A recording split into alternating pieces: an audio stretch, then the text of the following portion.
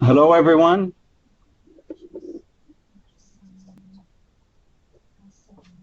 Hello. Welcome to the first in a series of webinars that the UNESCO Institute for Statistics has launched, SDG 4 Data Webinar Series. And today's our first webinar devoted to the theme of the global and thematic education indicators to monitor the SDG 4 goal. We will be having a keynote presentation by Albert Motivens at the UNESCO Institute of Statistics.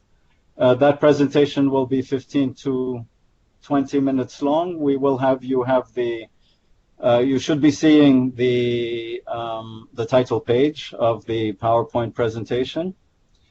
We will then follow that with inputs from two discussants. The first is Antonia Wolf from Education International.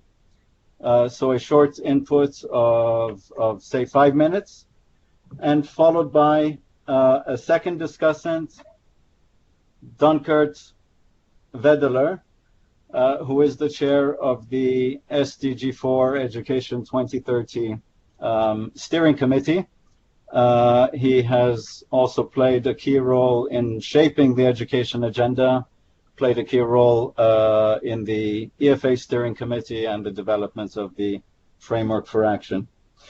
So after Albert's keynote presentation, 15-20 minutes, we will have Antonia Wolf with 5 minutes reaction input, followed by Dunkert Vedeler, also 5 minutes reaction, and then we will open up to questions.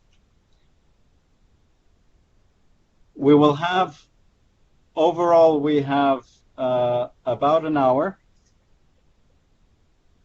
So we will have, following the keynote presentation and the two inputs from our discussants, we will have time to take questions and to address either Albert or the two discussants, Antonia and Dunkert,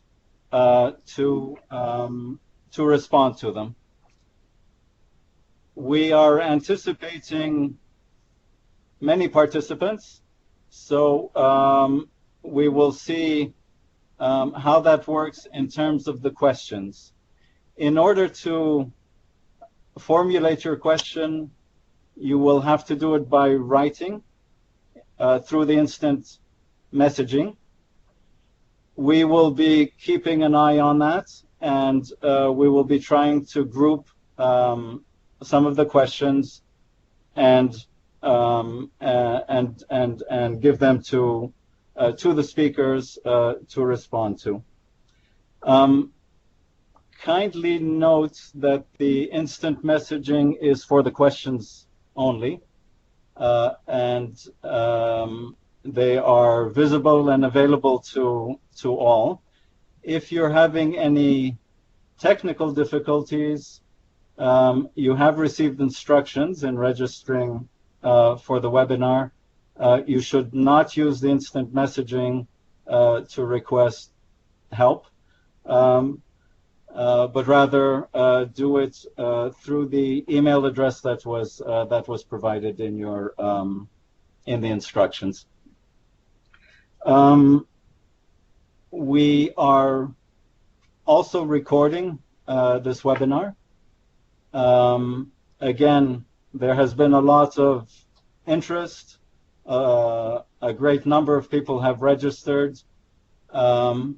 So we will see how we can deal with the questions, and depending on the number of questions. Should there be any unanswered questions at the end of our session today, they will be recorded, and they will be and they will be addressed in the summary that UIS will prepare and will post on its website. Again, welcome to all. Thanks to UIS colleagues for launching this. Thank you to Antonia Wolf and Dunkert Vedeler for having accepted to be discussants. This is the first in the series of the SDG 4 data webinars. It's already, as I said, generated quite a bit of interest.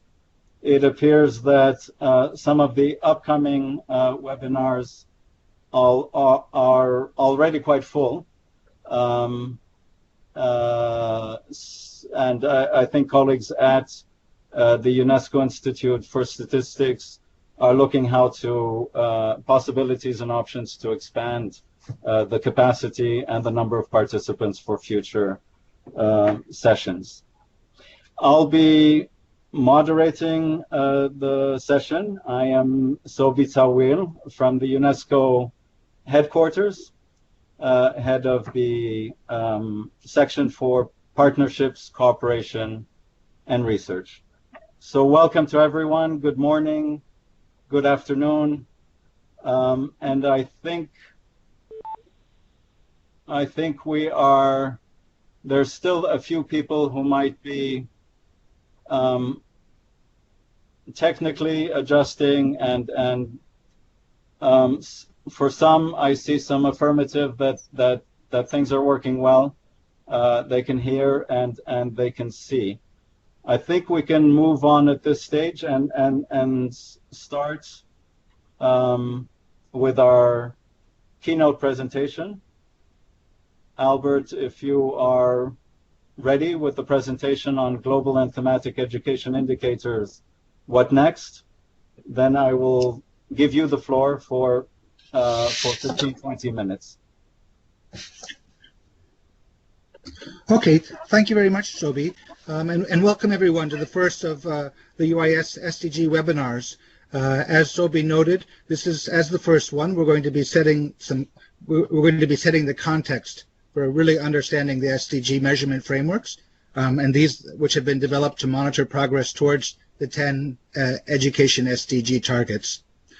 All of the webinars, including today, draw heavily on the recently released SDG DG Data Digest. And so I would encourage you to download or read the digest, which is accessible on the UIS website. And while you're there, you can also have a look at the new SDG e-Atlas. Now, the e-Atlas presents the most recent data available across the global and thematic indicator frameworks, and I'll be talking a little bit more about it later in the presentation. So again, the focus for this first webinar is an introduction to the SDG indicator frameworks for education, and these frameworks are products, or were very much shaped by the policy discourse involving a multitude of stakeholders within the UN and outside of the UN, led by member states, which kind of focused on setting out a framework for policy, setting out a framework for targets, what the ambition for the aspiration for the development world was. And since then, there's been technical discussions about how to operationalize measures then that can capture these concepts, these policy aspirations. So now the indicators in turn now are also shaping and influencing, and sorry, I meant to say the indicators, both with their advantages and with their limitations, are now shaping or influencing the future policy debates as well. So we're kind of moving in a circle, and I think it's a circle that keeps on moving, and we'll see as we move ahead. But I just wanted to say that this is really an important crux, this idea of the monitoring framework, the indicators for monitoring progress for all policy making, whether it's happening at a global or regional or national level. It's really a key framework to understand how it's going to drive political processes and how it's driven by political processes. So from whatever role you play, whether you're at a country level, working on programs or working in a school, whether you're working in a regional authority, which is trying to bring together policymakers across countries, or whether you're working at a global international agency. I think there's a lot which is relevant, and I hope that this presentation helps to provide more information about this about the framework and which directions it's going into. So you can see I divided up the presentation in a couple of main areas. One is around the process around defining the indicator frameworks. So what are the indicator frameworks? What's important to know about these indicator frameworks? In what context are they working in? And who and how were the indicators decided? And then as we move from design to implementation, and I think we're right at that moment now, and I think this is a critical moment as we've kind of worked through a process by consensus over the last 2 years to come up with the frameworks.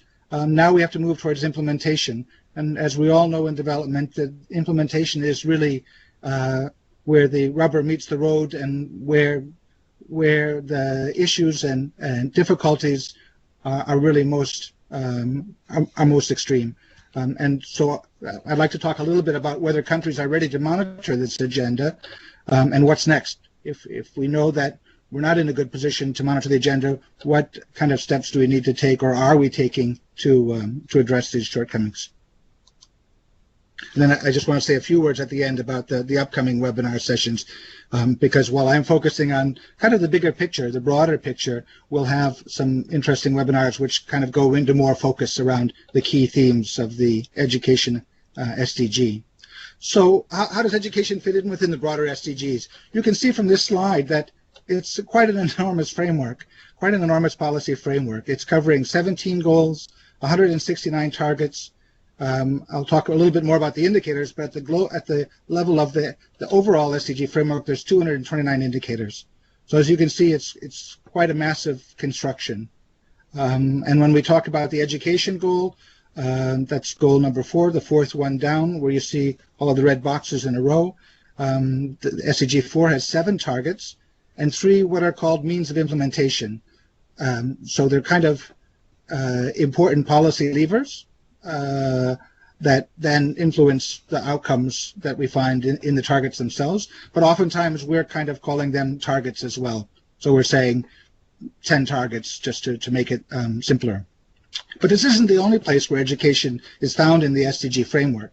Of course, it has implications, as we know, across the entire agenda, whether it's reducing poverty, health. We know all of these associations with other areas of development. We know how important education is. And there's also, this has been recognized in some part by the target language or by the indicators that are included in these targets. And so you can see the red squares that are outside of SDG 4, and they're in poverty reduction, in health, gender equality, decent work, responsible consumption, climate change, peace and justice, and strong institutions. So there's a number of indicators already which will require the education community to also help to monitor and to devise measures to capture these concepts outside of the education proper. And this is an important point, right? Certainly the intersectorality of all of the SDG issues is something which is really key.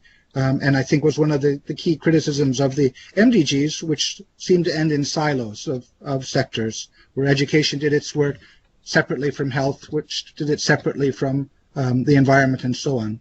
So this emphasis on intersectorality is really important. So thinking about the MDGs and how the SDGs are different, I'll briefly just talk about some of the key differences as we move to the SDGs. And I think there's really important differences in terms of governance, in terms of scope and ambition. And I think this is especially true for education. So I think one thing that's really important to note from the beginning is who defined the indicators. And I think this has long been a criticism of international development work, is that sometimes these top-down approaches don't always resonate in the right way. And I think there was great emphasis on putting member states in the driver's seat in terms of not only defining indicators, we're jumping ahead, but defining the policy priorities. In terms of key concepts to measure, in the MDGs it was very focused, so it was very much a headline indicator around the universal completion of primary education. But when we turn to the SDGs and the 10 targets that I've already mentioned, we see that it extends from early childhood development to adult learning. So the scope is very broad, and it goes outside of education proper to really address learning and learning outside of school and learning at any age. So this is an important change. In terms of equity, which we know is really underpinning almost all of the SDGs, the key equity concept in the MDGs was around sex, around differences between girls and boys, men and women. And in the SDGs, we find that it's broadened out to now include at least age, sex, location, urban, rural, wealth, poor to rich, but also other groups have been mentioned in the SDGs, specific types of disadvantaged groups facing disadvantages, such as refugees, such as children and adults with disabilities, and so on. And when we look at the targets, they reflect this expansive kind of approach. So the concepts have expanded, and so have the education targets, and the indicators. So in terms of education targets, there's 10 targets, as I said, 7 plus 3. And then in terms of education indicators, I'll talk a little bit more about the global and the thematic indicators now and how those are different from the MDGs. I think really an important concept to really understand at the beginning is this idea about levels of SDG monitoring. And I think this creates a lot of confusion among everyone. In terms of what are we talking about and what does it mean, thematic versus regional versus national and global. So I'm trying to set out a little bit of a better understanding around these terms, and really to say that the national level is really the most important level. We want that national governments are monitoring issues which are relevant to their system, to their populations, that they have influence over in terms of the policy frameworks that they introduce. There's also a regional level, though, and so we could say that the national level could include many indicators, depending on the issues, but it also could be focused. So there's a lot of range in terms of national indicators.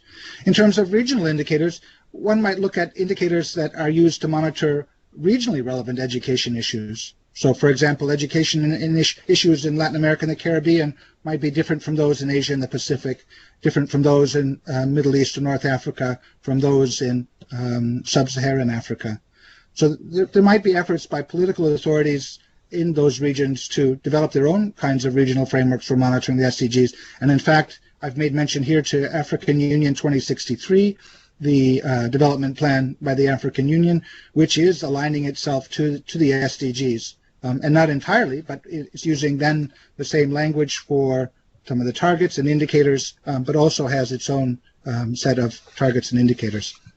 And then I wanted to turn to the thematic and global. And for the rest of this first part, I'd like to really focus on the thematic and global and what they mean, because I think there's some confusion here. When we're talking about global indicators, we really mean a small set of leading indicators, of headline indicators that might not necessarily give us a good sense of what needs to be done in terms of policy, but it's giving us an important signal. So it's signaling to us that something's wrong, that the number of children out of school is increasing, that the number of children leaving school early is decreasing, that the rates of illiteracy among adults is increasing. It's giving us a red flag. It's giving us a signal from which then we need to react and to respond. And I think it's important that, when we talk about the global level, we're also talking about, that we really want to choose a very small set. We want that all countries are able to report, and we don't want to add additional burdens on countries to monitor the agenda. So it's really about something which is flagging kinds of key trends that might be positive, but also might be negative. And now let's compare that with the thematic. And I'll go into a little bit more differences between the global and thematic and how this actually played out when the indicator frameworks were put together. I think thematic indicators is really something which is capturing education and learning more broadly. Where we can't have a small set of signaling indicators. What kinds of other issues that might be important to education policymakers that we would want to cover. So why don't I jump right into then some of the global and thematic indicators, but first say a little bit more then about how the political process was conducted then to come up with these global and thematic indicator frameworks. So there are several tracks, and there's many players. As you can see from this chart, this is the simplified version of the state of play.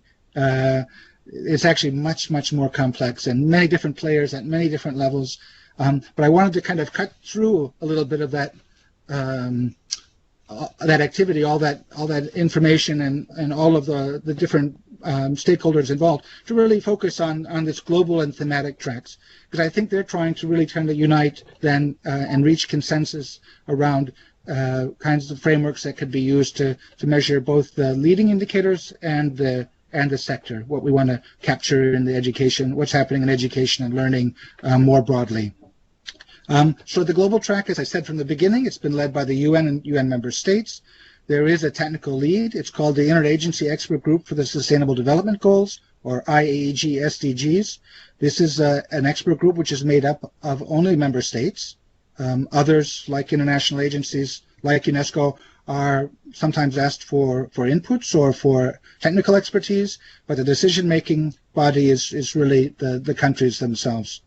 It's met several times already, and it's kind of brought together a proposal for global indicators, and it'll meet next in October in Addis Ababa to advance further the global indicator framework. I've got a question there about whether we're going to see the adoption of this proposal at the UN General Assembly this month in New York. And I guess it's difficult to say, and I don't think it is quite clear yet whether that's something which is adopted now, or whether that is endorsed and then the political process continues in terms of developing and refining the indicator framework. But from what I understand, the information that's in the framework now is something which probably won't likely be changed a great deal, but that there might be some additions. But I think they don't want to open the door to large-scale revisions, considering all the work that's gone into it. Then at the thematic track, it's led by the Education 2030 Steering Committee, and we have the chair of this steering committee taking part in this webinar, and he'll be speaking later. That's Dankert Vedeler from Norway. And this group is kind of leading then for the education sector, for the education constituencies, as an umbrella for all of the different constituencies that are working in the field of education. The technical lead is the Technical Cooperation Group, or TCG. Some of you might be familiar with the TAG, the TAG, which helped to develop the proposals for the thematic monitoring. This is now turned into the TCG. And again, I think important to note that many countries are involved in the Technical Cooperation Group. It's meeting next in October 26 to 28, and we'll be taking that forward as well. So let's move to the Global Indicator Framework. I'm at 16 minutes, so I better move a little bit more quickly here. And so I'll walk through this. And again, you can find much of this information on the UIS website, and there's many other places where the Global Indicator Framework has been presented. So just to say that there's 11 indicators. There's one indicator per target, except for target 4.2 on early childhood development, which has 2 indicators. There's a strong focus on learning outcomes, and many of the indicators that are meant to measure progress towards the targets have a focus on learning outcomes. And there's also, as I mentioned, a strong emphasis on equity measures. So there's a standalone target on equity, but the idea is that all of the indicators, where it's possible, will be disaggregated by at least the groups that I mentioned before, and possibly more. Then turning to the thematic indicator framework. So that's 11 indicators in the global. For the thematic indicator, we have 43 indicators. And I found it very difficult to show you it quickly on slides. So I'm going to suggest that you visit the UNESCO e-Atlas for Education 2030, which is shown here, and where there's a link. for the full list of the thematic indicators, the definitions, methodologies, and latest available data. But I will talk a little bit about what's in these thematic indicators and how they extend or how they complement then what you find in the global indicators. So first of all, you can see the number of indicators. Instead of one each per target, there's some targets like learning in primary and secondary with 7 indicators, or 4.C, teachers, with 7 indicators. So there's a lot more in-depth indicators found than in the thematic indicators. But there's also some of those will still need to be developed. So the UN as well as the TCG have divided up these indicators into different tiers. And tier 1 means that they're readily available and there's consensus around how to measure it. Tier 2 means that there's consensus on how to measure it, but few countries are doing it. So it just needs to be scaled up. And tier 3 indicators are those where there still needs to be there isn't a conceptual clarity or a consensus on what, for example, certain type global citizenship. Well, sorry, I think there is some growing consensus on global citizenship, but I think there's many different definitions which are out there, which sometimes can cause confusion. And so there's just this need to kind of bring together further consensus around those indicators. And I think it's important to note how these indicators in the thematic framework broaden the global picture, how they present a more comprehensive, holistic view. I think if you look, first of all, at these, I've listed 6 different concepts here that the indicators are trying to measure. And you can see here that when we add the thematic indicators to the idea of participation and completion, whether children are in school or youth are in school and whether they're completing primary or secondary education. In the global framework, we're focusing mainly on early childhood and then tertiary and vocational education. So in the thematic indicators, it's been added to better capture then issues around access and still in primary education, which is still important, for which we have long trends in terms of data, and we've been tracking that those are also then tracked and in terms of both completion and participation. And then looking at policy and provision, we have a lot of outcomes in the global indicators, but they don't tell us why. They tell us that something happened, good or bad, but they don't tell us what caused that good or bad trend to transpire. So adding more of the policy and provision of services into the framework is something that's important, that kind of fills out a little bit more of the why, but also takes on some issues which maybe we don't have very good indicators now to present at the national level, but we know that we can capture some of the policies that are taking place, and at least we want to do that. For example, around the provision of sexuality education, around public policies promoting equity, and so on. And then finally, around teachers. So the global indicator is around ensuring that teachers are trained, but when we look at the thematic framework, we find many other concepts around qualifications, motivation, and so on that are also very important to teacher development. So moving quickly to whether countries are ready to monitor this agenda, we undertook a survey of 121 countries across 4 regions to look at whether the data were available to measure the global indicators.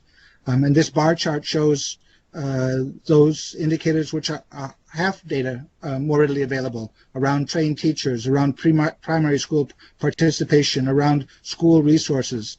Those are more or less readily available for at least 2/3 of the countries.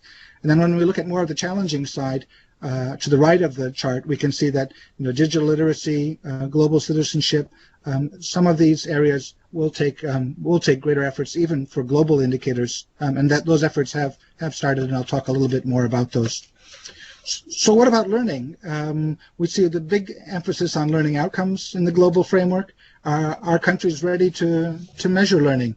In the framework, it talks about measuring learning at 3 different points in time, in the early grades, at the end of primary education, at the end of lower secondary education. And when we look at the regional results, we find that in fact, even early grade assessments are quite common in some regions, like Latin America and the Caribbean, Sub-Saharan Africa, where 4 and 5 countries have the data to monitor this indicator. And then less so in some countries where we look at the other end, when we look at the end of lower secondary education, where, for example, in sub-Saharan Africa, both in reading and math, roughly a third to slightly more than a third of countries have the data available to monitor student achievement. We also find that in mathematics or early numeracy for other regions like Asia and the Pacific and the Arab states. So disaggregation, equity is really a key issue for measurement. But when we look at what countries are able to report on, and we find that, in fact, by sex, by men or women, disaggregating indicators is something which is doable for most countries. By location and by age are also fairly doable. But when we look at more difficult categories like disability status or by the wealth of the household, we see that very few countries, at least from the perspective of the national education planners, are capturing these concepts well.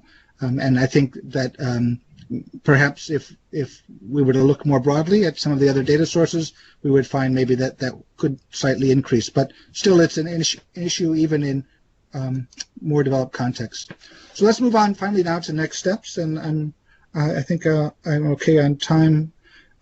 Just the last few slides, which are important ones, because we're moving away from defining what this agenda looks like, or sorry, what this measurement agenda looks like. How are we going to meet the aspirations? How are we going to capture and measure and progress amongst the policy aspirations, and move to implementation? So we've designed a framework with both the positive sides and negative sides, and work that still needs to be done. What do we do next? And I think it's clear that a lot of the efforts need to start at the country level. There's no good international data without good national data.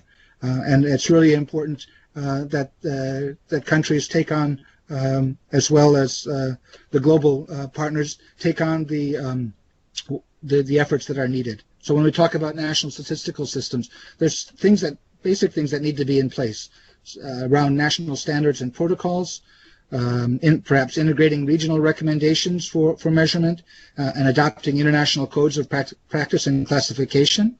And I think to give an easy example of what the last one means, WHO has a definition of what live birth means. When do you count a birth as a live birth? And this has been adopted by almost every country in the world. And I think there's similar kinds of codes of practice and classifications which are used in education. And then for global reporting on the SDGs, it's about aligning relevant constructs data collections to meet the standards. So it's not necessarily about new data collections. It might be about aligning existing constructs and data collections to better meet a definition which allows for greater comparability. There's really issues around quality assurance, and again, I think that's true for many countries. And then the idea of kind of harmonizing data global reporting metrics.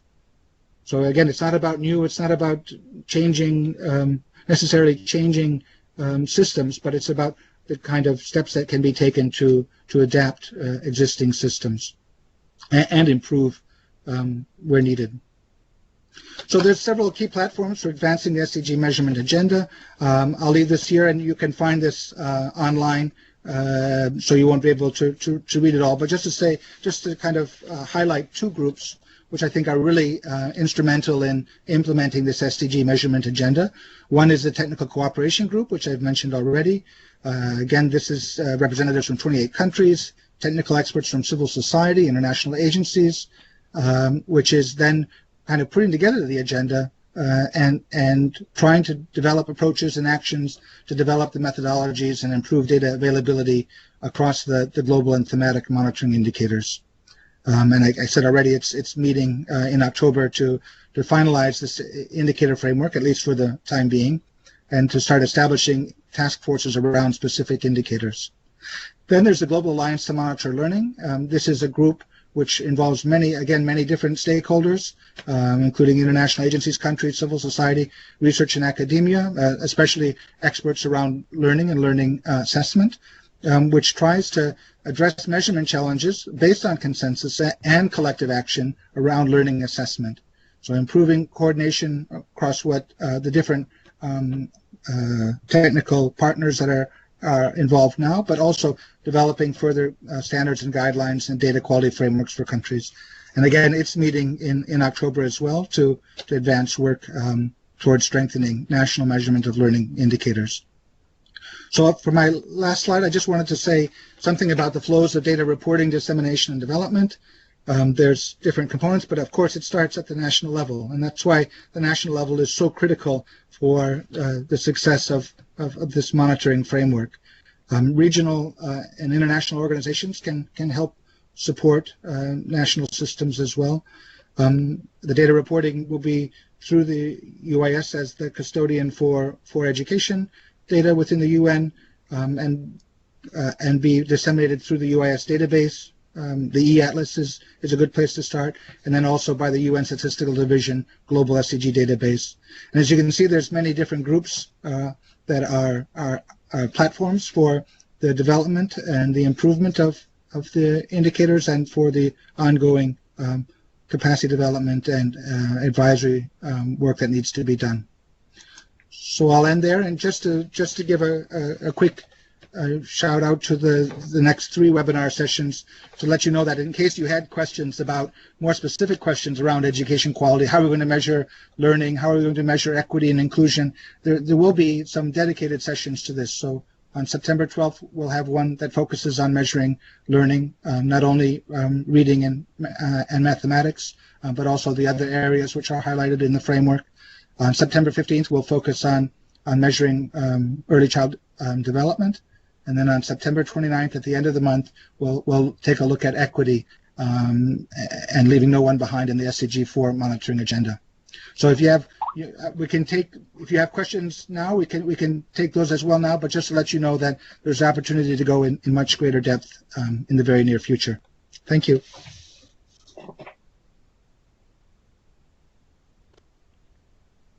Thank you very much, Albert. Thank you for this overview and for walking us through what is quite a complex process, but an area of strategic importance. As you said, very much shaped by policy, but also the whole question of the nature of the indicator framework shaping and directing policy. We have, before handing it over to our 2 discussants to react, I would like to remind the participants that you can post your questions through the instant messaging. We have received several questions. We will take them just after the reactions of the discussants. But again, if you do have questions now, or as you hear the both Antonia Wolf and Dunkert Vedeler come in and provide their input. If you have any questions, please please record them, send them through the instant messaging. For those, last point, for those who may be having any technical difficulties, again, we are recording the session, and there will be an opportunity to review the session and to review the questions and the responses to the questions. These will be posted on the UIS website. So now I'd like to move on to our first discussant, Antonia Wolf from Education International. A quick reaction input to Albert's presentation. Then we will go on to Dunkert Vedeler, and then we will try to take the questions in the last 15 or 20 minutes that we will have. So over to you, Antonia. Thanks so much, Sovi, and good afternoon, good morning, everyone. So Education International is the World Organization of Teachers, and we've been working quite a lot to influence first the whole set of new sustainable development goals, and then once they've been adopted, moved over to really work on the issue of indicators. And the reason for our work on indicators has really been that we think the global ones in particular will be the ones that in many ways shape the discussion, shape the global conversation and implementation of these new development goals. And we fear that the global indicators are also going to be, quite frankly, dictating donor priorities and financing flows. And I say fear because what we've seen is that indicators easily end up redefining targets because they shift the focus from the target as a whole by looking at what's easily measurable or what's measurable at all, looking at today's data collection and availability. So while it's often framed as a very technical discussion how to operationalize these different targets, it's also a highly political one because you find yourself in a situation where you're obliged to choose which element of any given target you really want to measure and thereby also focus on. And this might all sound very, very abstract, so let me take the example of target 4.1, one of our favorite targets. It's a target on the universal completion of free, quality, equitable primary and secondary education, leading to relevant and effective learning outcomes. So that's a target that would require at least 10 different indicators, really, looking at completion, looking at whether education is free, looking at whether it's of quality. What we have currently is a global indicator proposed that looks only at the second half of the indicator, so the relevant and effective learning outcomes.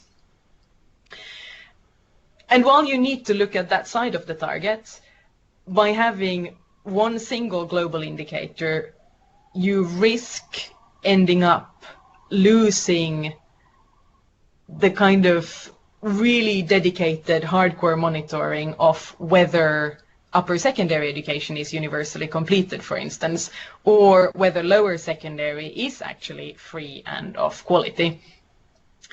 In this case, what's making it even more concerning from our point of view is that you wouldn't have a single target, or you wouldn't have a single indicator that would look at the out-of-school population. So you would make those that already are the most invisible and the most marginalized even more invisible by not really covering them in any of the indicators. Of course, related to this, there's also a number of questions around the particular indicator on learning outcomes proposed, such as, do you need a global definition of what relevant and effective learning outcomes are?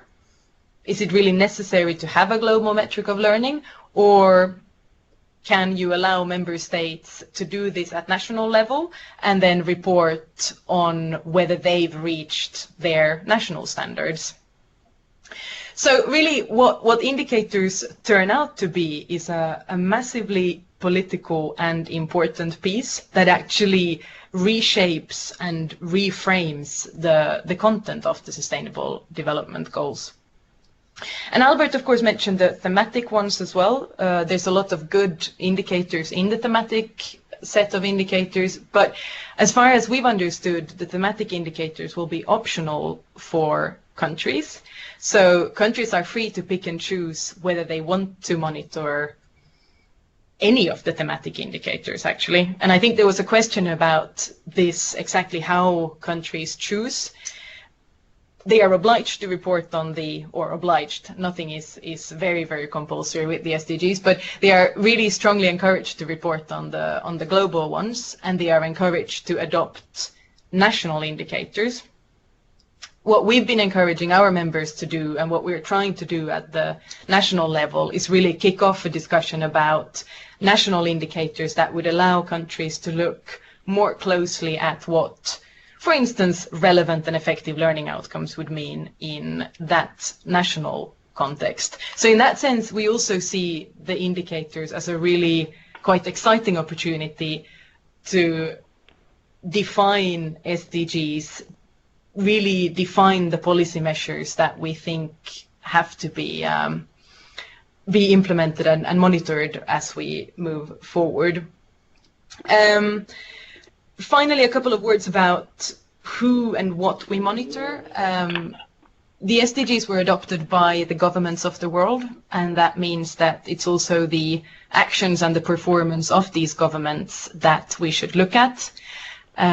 In practice, that means looking at the kinds of legislation and policy that governments choose to put in place.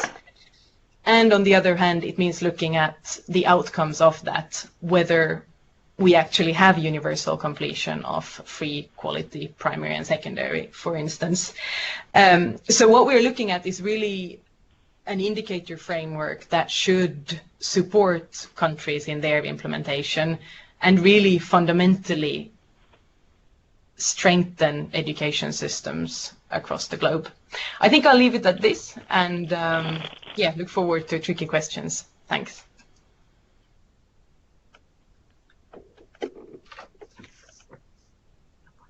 Thank you very much. Thank you very much, Antonia.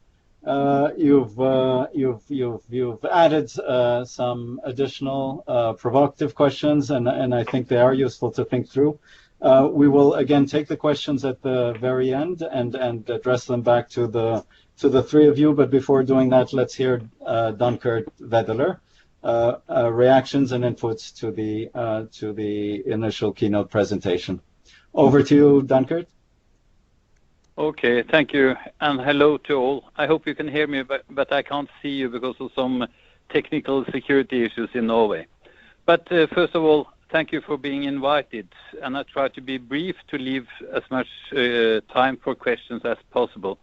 Just to very shortly introduce myself, as already been said by Sobi, I've been chairing the EFA steering committee for 2 years, and I'm now co-chairing together with the SDG of UNESCO, the Sustainable Development Goals Education 2030 Steering Committee, which consists of 19 member states, UN agencies, regional organization, OECD, civil society, Education International, and so forth.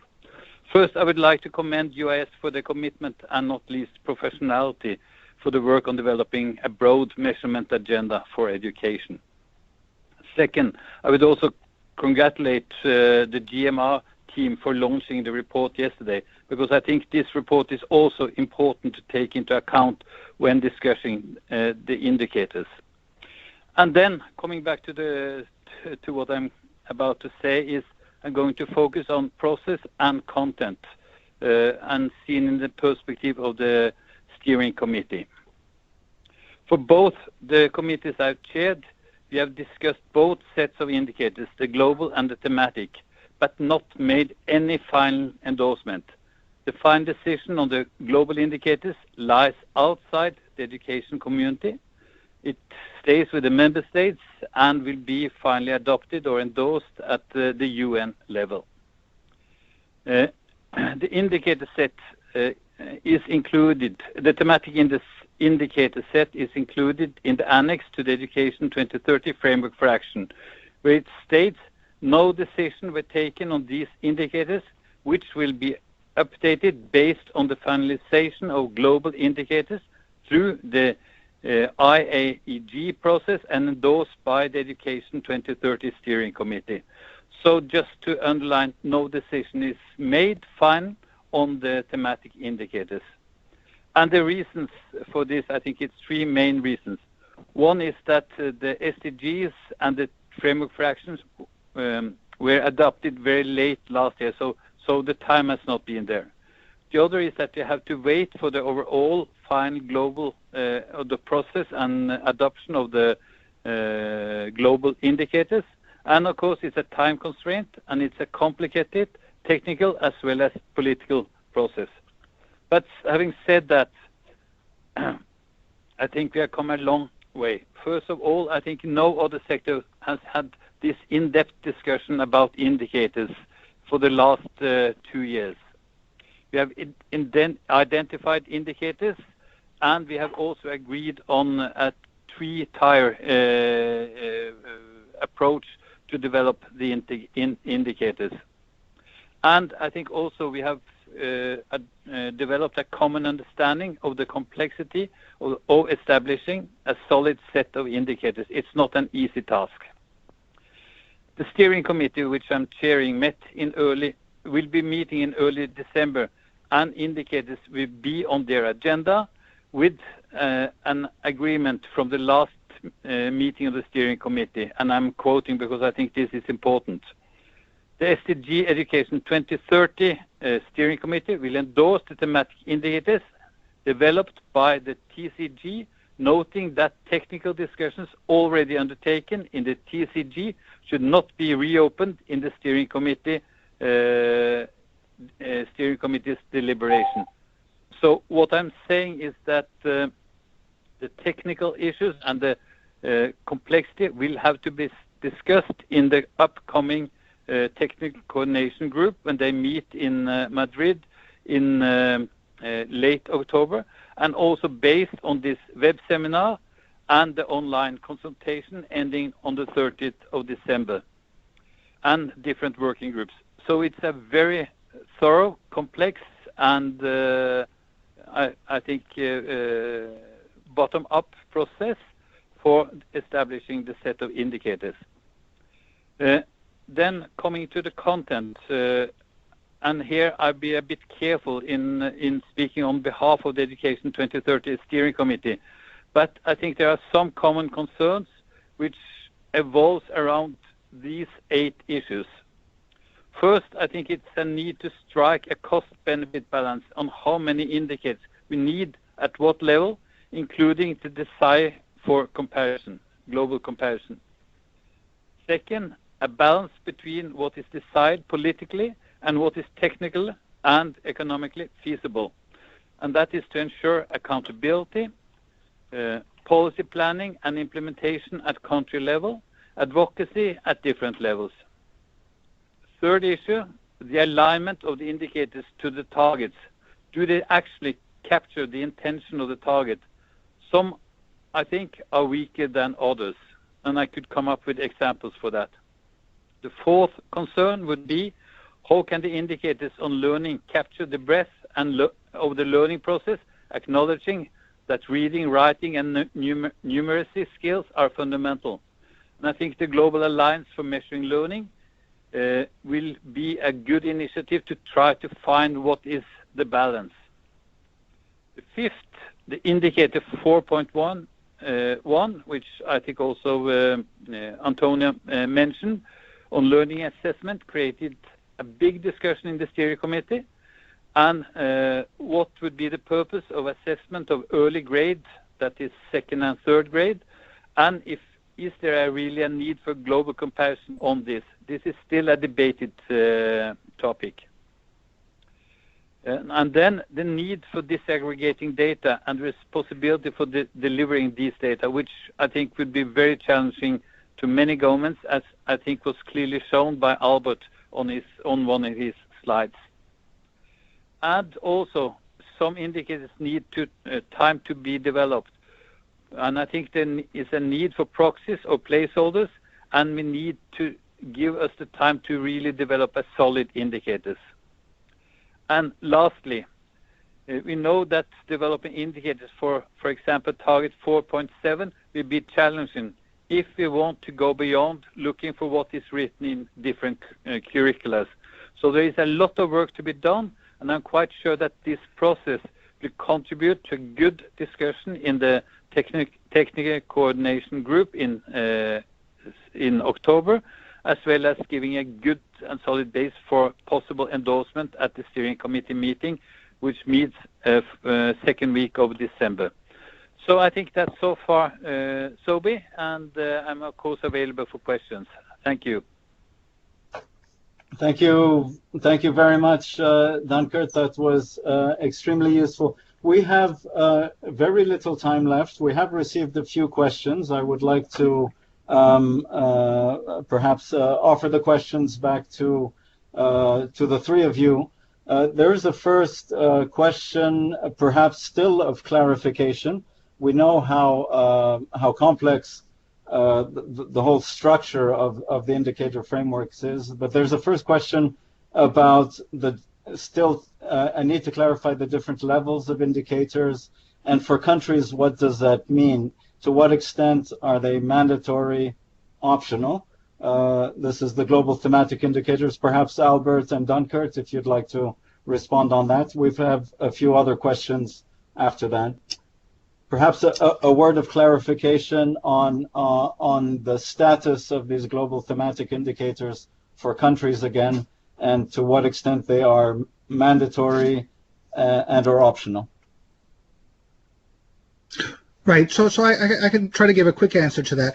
I think one of the different ways that we presented it is that we had hoped that the kind of global indicators would be reflected throughout the different levels, so that if you have a measure of achievement of children who finish primary school, whether they're able to read, whether they've acquired basic skills, basic literacy and numeracy skills, that would be something which would be as relevant at a global level as it would be at a national level. But that there are also then a number of other indicators, for example, at the thematic area, where it's more to set out some examples, because the interests are diverse, and because regions face different types of issues or prioritize different types of issues, we would want to then promote approaches to better monitoring progress towards some of these newer, maybe more challenging areas.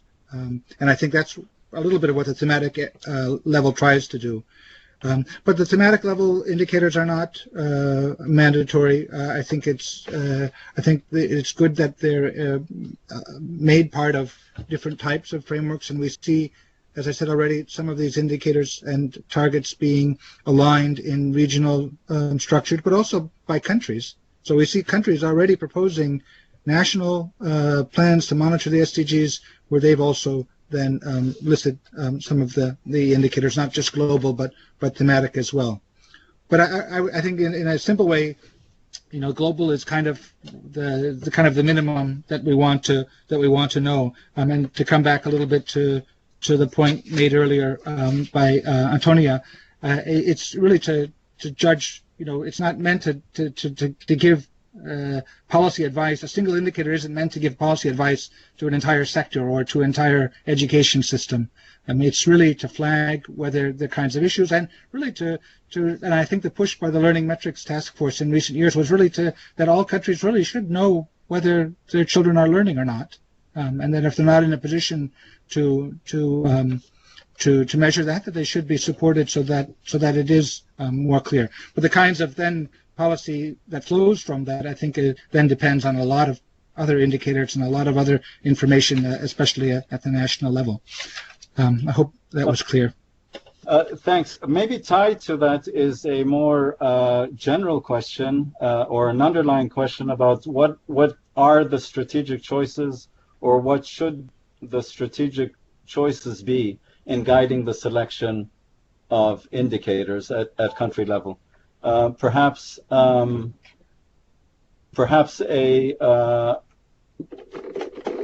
word from Dunkert, Antonia, on that. What should guide the strategic? What should guide the selection of indicators at country level? What are the strategic considerations in that selection? If I may, I fully agree with what Albert has already said, that in one way the SDGs and the SDG agenda is not a treaty. It's not compulsory in that sense, but it's a very strong political commitment. And I think that is also what guides the indicator process, that it is a political commitment to follow up, and the set of indicators will be a tool for this. The question about pick and choose from countryside on which indicators to use or not to use, I think that's a more difficult one. I had hoped that the set of indicators would be seen as valuable for countries to follow most of the indicators. But of course, there are different country settings, and I would not be in the position to tell any country except for Norway which indicators they should use or should not use.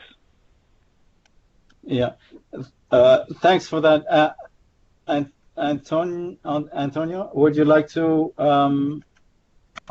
would you like to come in on that question? Yeah, I'd love to. I think it's naive to think that the indicators wouldn't have any impact on how the SDGs are being implemented at country level. But I think there's two ways of dealing with that. There's the very positive way of looking at it, thinking that, okay, we have this great ambitious set of thematic indicators.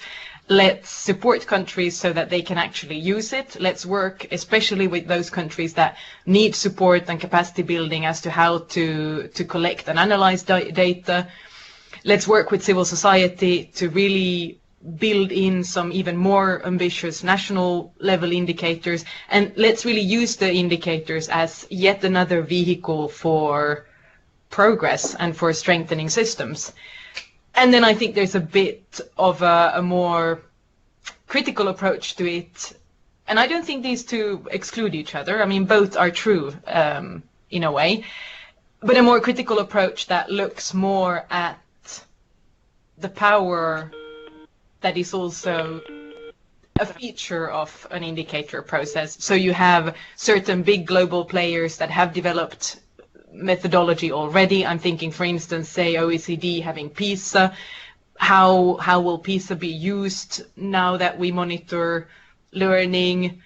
So also not forgetting to ask some of these more critical questions. And I think especially aid-dependent countries are at risk of finding themselves in a position where their space to really decide on their own priorities might be limited and compromised by the fact that there are donors that might want to use an indicator framework in a way that suits them. And of course, looking at Education International, we would of course say that what you really need is a national level dialogue that includes all the stakeholders and that really looks at the broader plan of how to implement Education 2030. Thank you. Thank you very much, Antonia. We're reaching the end. There is still one main question and a question that comes up very frequently, and that relates to the challenges, the resource challenges, both financial and human resource challenges, to build the type of monitoring capacity that is being proposed by these global and thematic indicators.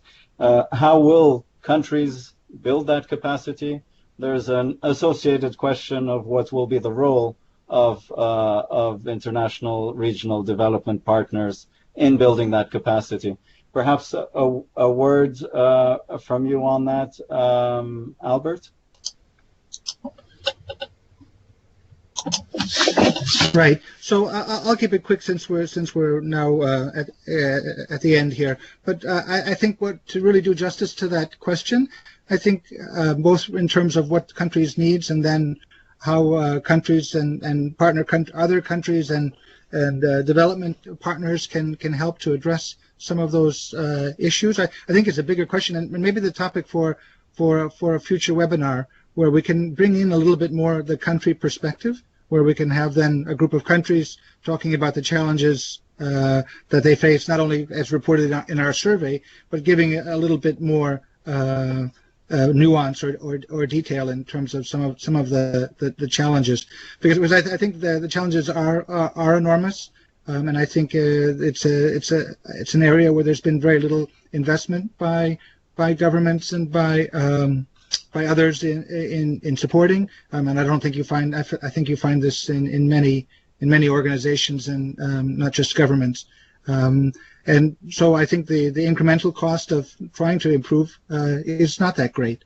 And I think that we have seen great examples of improvements that have been made in a very short time that are essential. But it's not only the financial or the capacity development. It's also really about the political environment and about the support for evidence-based decision making and the kind of data that can put a politician at risk.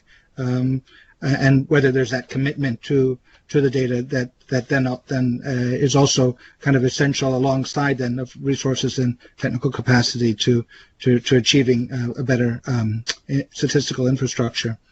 But I think this would be a great topic for a future webinar, and again, trying to bring in a little bit more of the country perspective on this question. So thanks, Sobi. Thanks a lot. Thanks a lot, Albert. Thanks, Dunkert and Antonia. I'm afraid we're practically out of time here, but thank you very much for your presentations, for your input on what is a complex process. It is complex also in content, but as Dunkert pointed out, the positive side is that the international education community has made quite a bit of progress in trying to move ahead as compared to some of the other sectors in developing indicators to monitor educational progress and the ambitions and commitments of the new agenda. I think it was also an important point to say that it's not only a complex technical process, but it's also a political process, and Antonia clearly gave a clear example of how the actual selection of global indicators also influences policy decisions and flows, aid flows. Finally, there was a larger question about the ambition of trying to capture learning, in particular if we look beyond effective acquisition of foundational skills and look at issues of relevance. It's not only challenging at the global level, but there's even the question of is it necessary? Dunkert pointed that out. These are issues either in terms of early learning or issues around the relevance of learning for citizenship as captured in 4.7. So thank you all for your presentations, your input. Thank you all to the participants for taking part and for your interest in the series of webinars, as Albert pointed out and showed on his last slide. There are a set of upcoming webinars planned as part of the SDG 4 data series organized by the UNESCO Institute for Statistics, and hopefully there will be more opportunity to hear from country contexts and to contextualize some of the issues that were touched upon today. So thank you very much. Thank you all.